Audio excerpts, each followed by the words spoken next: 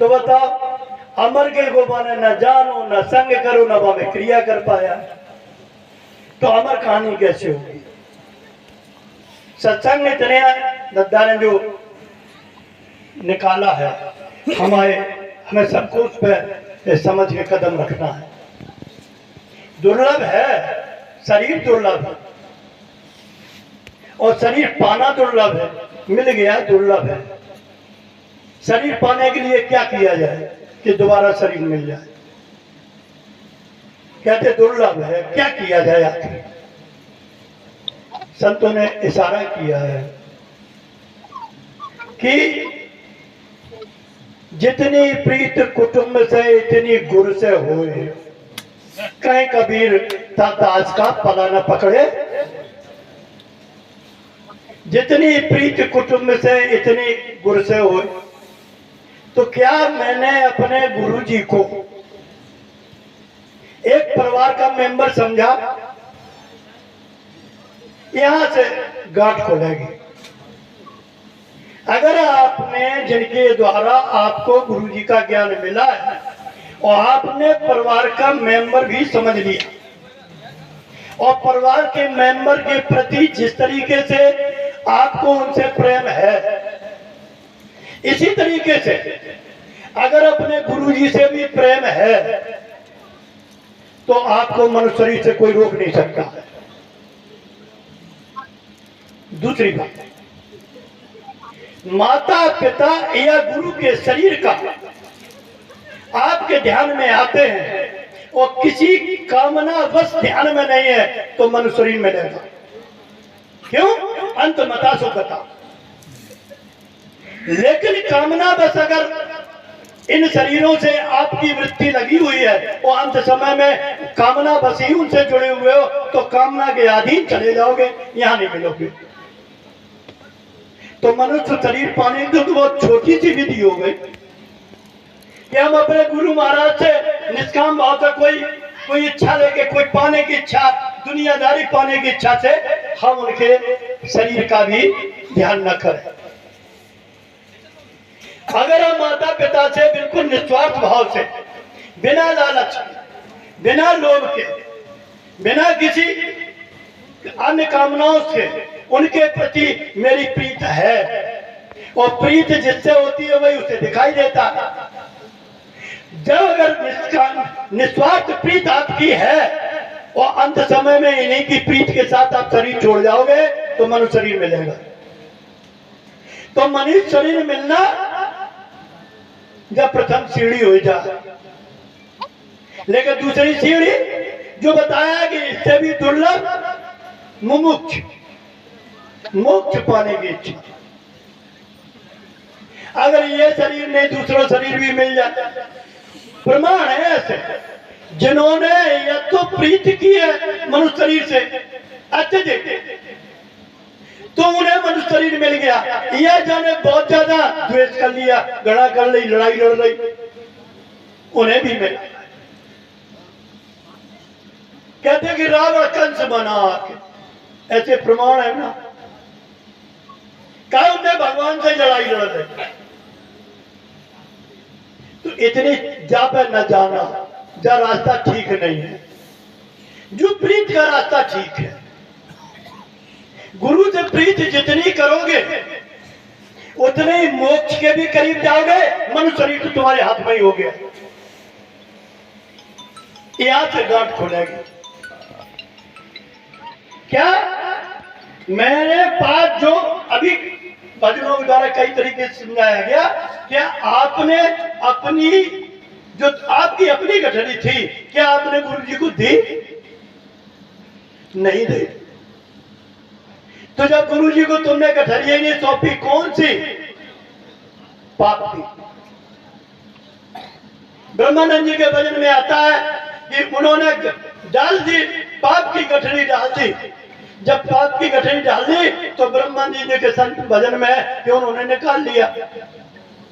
तो हम भाई पाप की गठरी नहीं देना चाहते, वो चाहते हैं मुक्ति मिल जाए, मोक्ष मिल जाए। मोक्ष माने कि तुम्हारे पास भीतर कोई भी विचार नहीं है, मुक्त अवस्था, बंधन और मुक्त, इस चेतना का भ्रगुटी नहीं बल्कि मस्तक के नीचे जब निवास है तो ये भोगी है, कर्म जाल में बंधन में है। कौन? इसमें रहने वाले आप। कौआ हो गया, वो है कौन? हंस। कहा कि जो मस्तक के ऊपर चल रहा है, दिल की दरगाह जहां से उतरा है वहां पहुंचे, तो ये हंस है। तो बताओ, जब हंस कौआ से हंस होना है तो होने के लिए विधि चाहिए कि ये कौआ है, ये हंस हो जाए, काहे उलट जाए। कौन? जो इसमें बह रहा है, जो बह रहा है नीचे, मन बुद्धि के सहारे अभिमान के साथ इंद्रिय जालों में चला गया, नीचे से नीचे जगह चला गया। अब इसको उलट के कहा जाना है अपने जहां से ये बहा है, जहां से धार बह गए, इसके उलटने की विधि मिल जाए, जिसको गोस्वामी ने लिखा है कि उल्टा नाम जपा जगिता। मुंह से जपा नहीं था, उन्होंने उनकी चेतना जो अंतःकरण के सहारे अंतःकरण और देह में व्याप रही थी, इस अंतःकरण और शरीर में व्यापने वाली, इंद्रियों में व्यापने वाली चेतना को उन्होंने वृत्ति के ऊपर उलट दिया। और जब उलटे की चाल चालू हो जाती है तो इधर के कर्म अपने आप तुम्हारे भीतर से दूर होने लगे। दरवाजे की देहरी पे घर में हम नाच रहे, और अगर हमें घर से बाहर जाना है, देहरी से एक कदम हम बाहर कर दें तो मेरे मकान की दूरी हमसे एक कदम दूर हो जाएगी। ये जरूरत है कि हम इस भ्रगुटी के ऊपर जाना हमारा शुरू हो जाए। यहां से कदम की शुरुआत है, और यहां से कदम की शुरुआत है। यहां कोई मोक्ष नहीं है, लेकिन किस चीज का मोक्ष है कि संसार की वृत्तियां तुम्हारी कम होने लगेंगी। संसार जो तुम्हें परेशान कर रहा है ना, कहते हैं निश्चय जाता डूब मन लोभ मोह की धार, और गुरु चरण का बल मिला। उन्होंने तो बल है, उन्होंने बल को उलट दिया। गुरु चरण का बल मिला तो हो गई भागन पार हो गए। संतों ने सारा दिया है, जिन्होंने करवाया उन्होंने लिखा, और किनके लिए लिखा? जो कर रहे उनके लिए। और पढ़ कौन रहे हैं? जिन्होंने न तो संत मिले और न वो युक्ति मिली, वे पढ़ रहे हैं। और वे पढ़ रहे हैं तो वे खाक नहीं जान पाएंगे। क्यों? ग्रंथ पंथ सब झूठ है, मत वर्मो संसार, सार शब्द जाने बिना कोई न उतरसी। सार क्या है? जो इस पिंड से, ब्रह्मांड से और पिंड में जो एक ही चीज व्याप रही है, और नीचे व्यापने पर कुछ है, ऊपर व्यापने पर उसके लक्षण कुछ और है। वही आंख के साथ आंख का काम करता है, वही कान के साथ दूसरा काम करता है, वही जिह्वा के साथ दूसरा काम करता है, वही रोम रोम में अलग अलग काम। हर क्षेत्र में चीज एक है, हर क्षेत्र में क्रिया करने वाली जो क्रिया कर रहा है, शक्ति एक क्रिया करने वाली, लेकिन उसको जिस क्षेत्र में काम कर रहा है वहां के अनेक तरह के अनुभव गुण उसके पास हो जाते हैं। इन्हीं से सबसे निकालने का संत का काम है, इसको इनसे निकाल ले। यही बंधन है, इस बंधन वाले क्षेत्र से निकाल के दूसरे खेत में कर दे, जिस खेत में बंधन न रहे। अब मेड़ बीच में, अब मेड़ के बापर जाए कैसे? जब जाने की विधि संत महापुरुष के द्वारा मिलती है, और बेहद दुर्लभ है। गोस्वामी ने लिखा है, कर्णधार सदगुरु दृढ़ और दुर्लभ साथ सुलभ कर पाओ, दुर्लभ है। अब बताइए कि संत सदगुरु मिले नहीं, और हम साधु वेद बना लिया, या हमने गुरु कर लिए। पूछो जो गुरु कायगला करे गए थे इसको पाने के लिए, कि हमारी चेतना को अंतःकरण और इंद्रिय क्षेत्र से उपराम ले जाए, गुण क्षेत्र से गुणातीत प्रदेश में ले जाए, इंद्रिय क्षेत्र से इंद्रियातीत प्रदेश में हमें जाने की विधि दे दे। उलट दे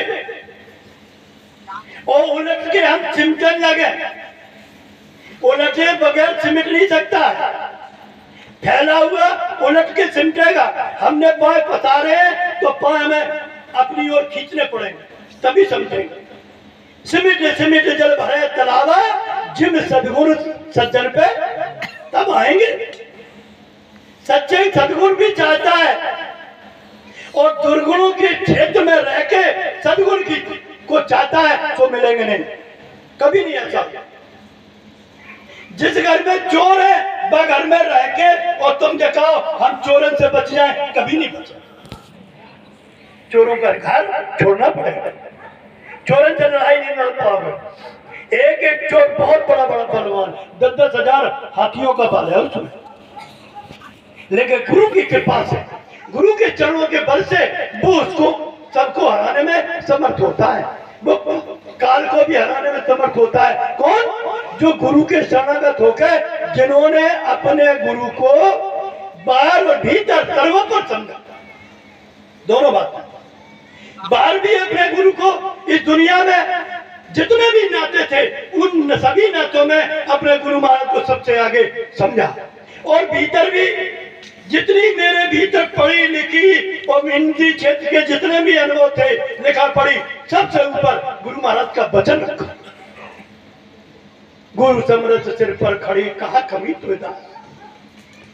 हमने गुरु महाराज के वचन को सिर पर रखा क्या? अगर सिर पर रखा है तो भजन भी हो रही है, सेवा भी हो रही है। और अगर गुरु के वचन हमारे सिर पर नहीं है तो हम करता भी है और भोगता भी है।